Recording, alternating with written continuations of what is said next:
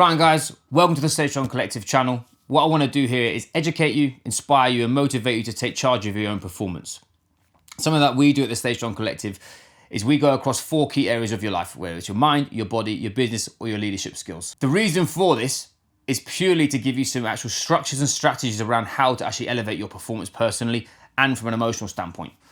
What I see a lot of the time throughout social media channels is people getting confused with information that's actually not part of their process. And what I want to do are 2 things. 1, give you the strategies and systems for you to utilize. And 2, to actually document my journey from a high performance perspective. Me being an ex-professional athlete in relation to I used to play rugby, I'm taking on a challenge of competing my first Ironman in Copenhagen in August. You're catching this video post my first marathon for the Manchester Marathon.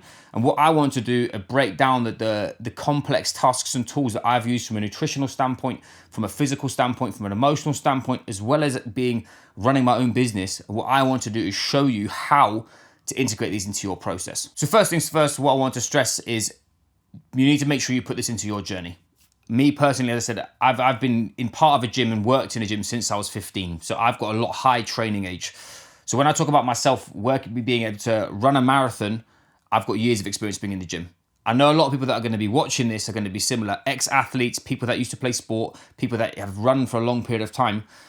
I'm going to give you some tools and tasks that you can use for the build-up of your marathon, the nutrition strategies that I used before the marathon and during, and also the recovery afterwards, which is massive. So first things first, in relation to when you're looking to run a marathon, it's all about preparation and planning. What you need to be doing here is you need to actually start thinking long-term of the end product and what you're trying to achieve. Me, last year, I ran a 75k ultra marathon up Snowdon, which was obviously very different to running a flat marathon, but I've gone through the process beforehand.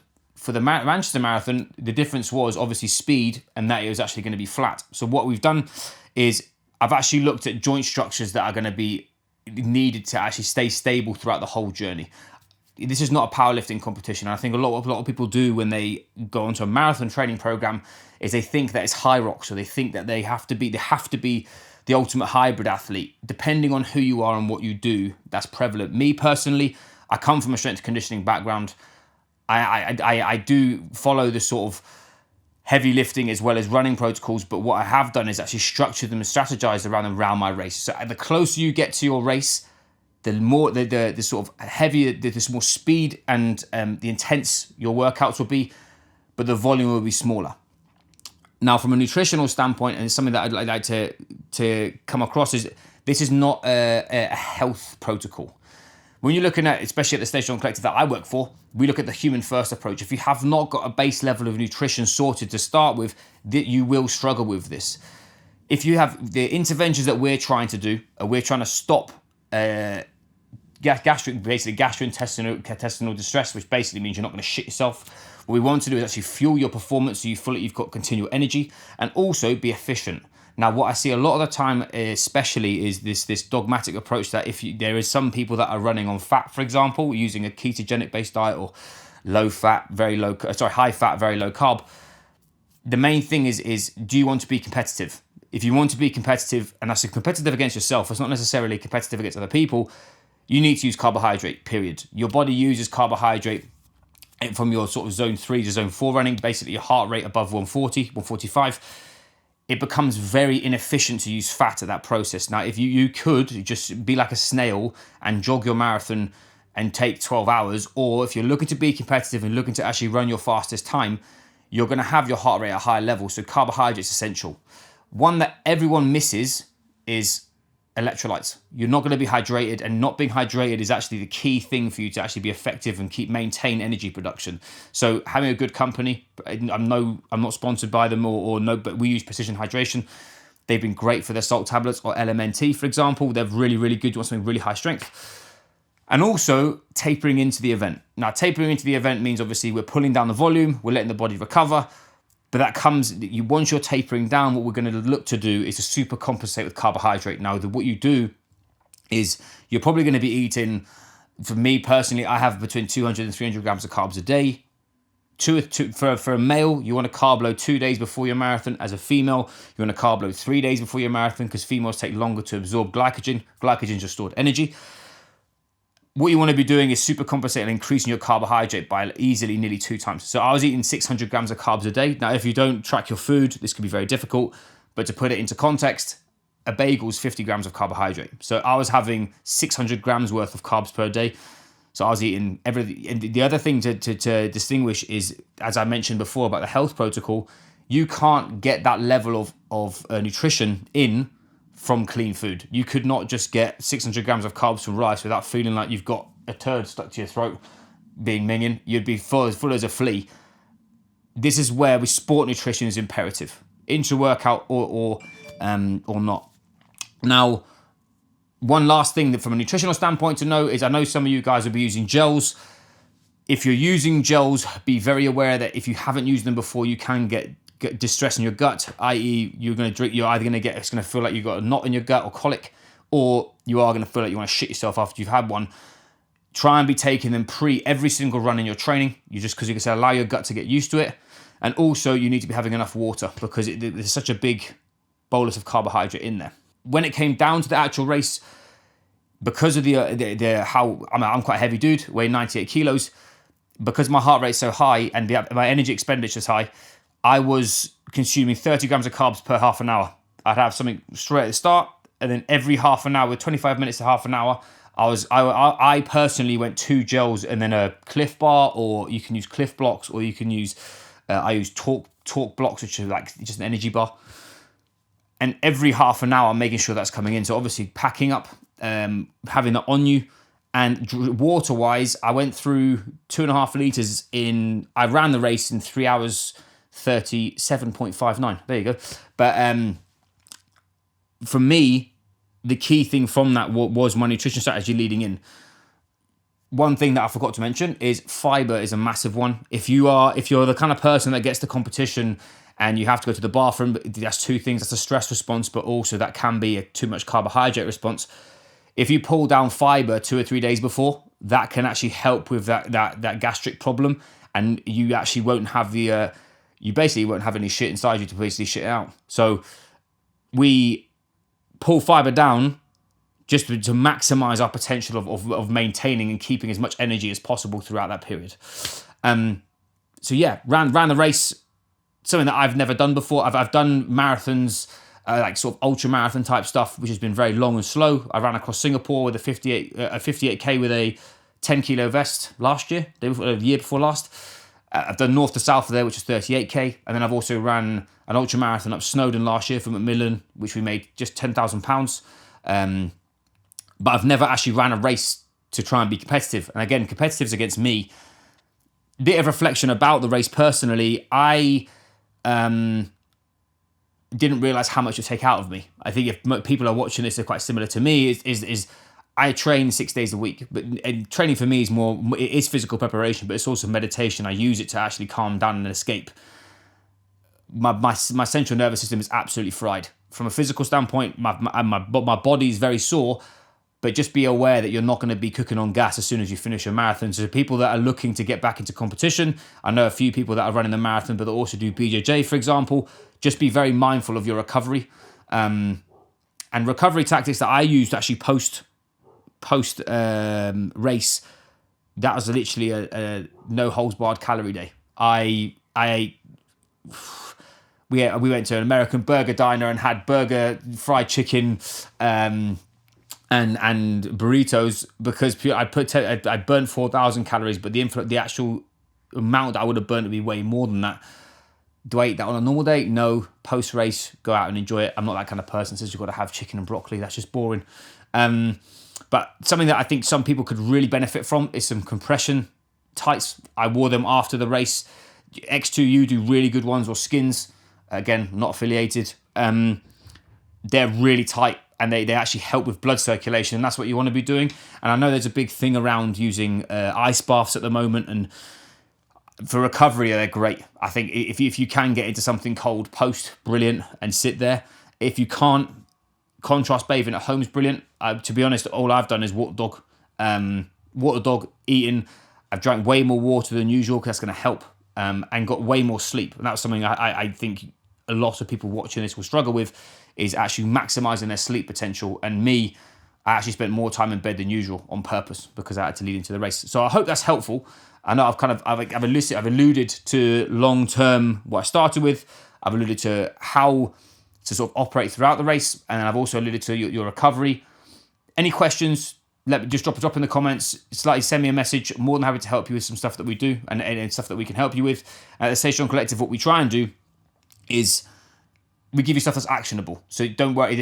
No question is stupid in relation to nutrition, especially. That's probably a big background of mine. People get stuck, and that's the whole point of being a coach. So let me tell you about the race that I ran personally. Now, I had the ambition of running at 5 kilometers an hour for the whole time. I ran that in training, so I had the ambition of hitting 3 hours 31 was the exact for 42k, so a full marathon.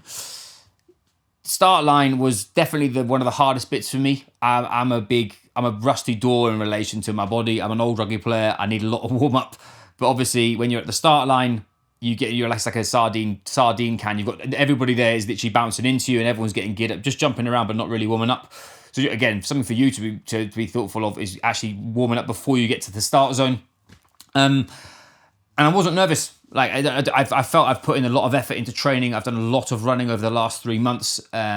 Everything from speed work to long endurance-based runs. The only little hiccup we had was we had our immersion day in Singapore, so I obviously went out there and I trained out there. I didn't really do any sort of triathlon training.